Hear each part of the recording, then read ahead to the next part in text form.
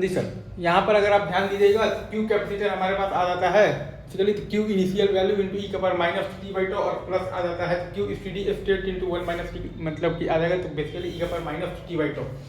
और we O H बराबर होता है माइनस का वी ओ एल और क्यू बराबर आ जाता है बेसिकली सी वी। तो हमें अगर बेसिकली टी निकालना है फ्रॉम ए से बी, जिसको कि हमने डिफाइन किया है टी से, तो वो आ जाएगा हमारे पास V O H R two by are one और प्लस आर टू बराबर वी ओ एच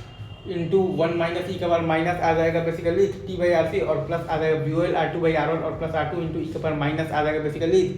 क्या आ जाएगा basically T by R C, right. यहाँ से आप जब आप करेंगे तो टी का वैल्यू आ जाएगा r C L N one plus beta by one minus beta. Beta हमने डिफाइन किया है r two by are one और प्लस आर टू, तो जो कैपिटल जो टी है वो आता है आपके पास टू टाइम्स टी, मतलब कि two r C L N one plus beta by one minus beta, right.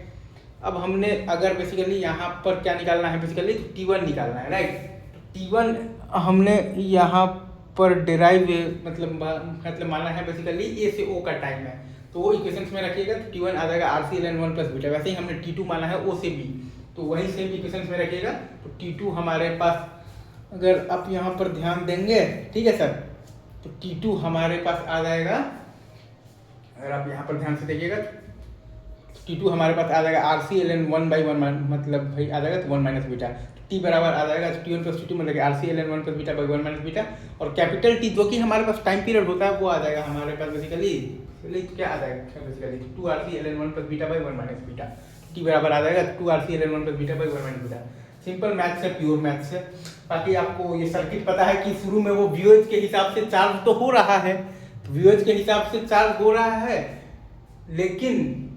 वो जैसे ही आपका जो मतलब कि वोल्टेज ऑफ द कैपेसिटर वो बेसिकली बीटा टाइम जब वीओएच जब वो बेसिकली तो पहुंचेगा तो वीपी वीएन से छोटा हो जाएगा तो वी नॉट हो जाएगा आपके पास वीओएल, तो फिर से वो वीओएल के हिसाब से चार्ज होने मतलब कि होने लगेगा, राइट। लेकिन जैसे ही वो बेसिकली बीटा टाइम वीओएल पर जब वो पहुंचेगा तो उससे जब नीचे जाएगा तो फिर से VP is greater than VN हो जाएगा तो वी नॉट बराबर हो जाएगा। तो वीओएल जैसे ही वो ऑक्सीलेट करते रहेगा बिटवीन क्या बीटा टाइम्स वी सैचुरेशन से minus beta times V saturation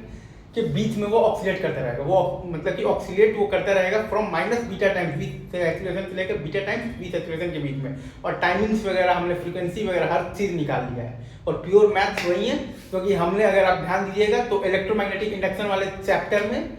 या फिर जो कैपेसिटर्स के चैप्टर में अगर आप ध्यान से देखेंगे तो लीनियर डिफरेंशियल इक्वेशन बनाकर जो सॉल्व जो कर जो निकाला था कि क्यू कैपेसिटर बराबर आता है तो हमारे पास basically Q initial into E का पावर माइनस आ जाता है हमारे पास बेसिकली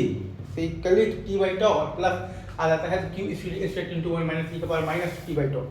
दैट्स इट। चलिए।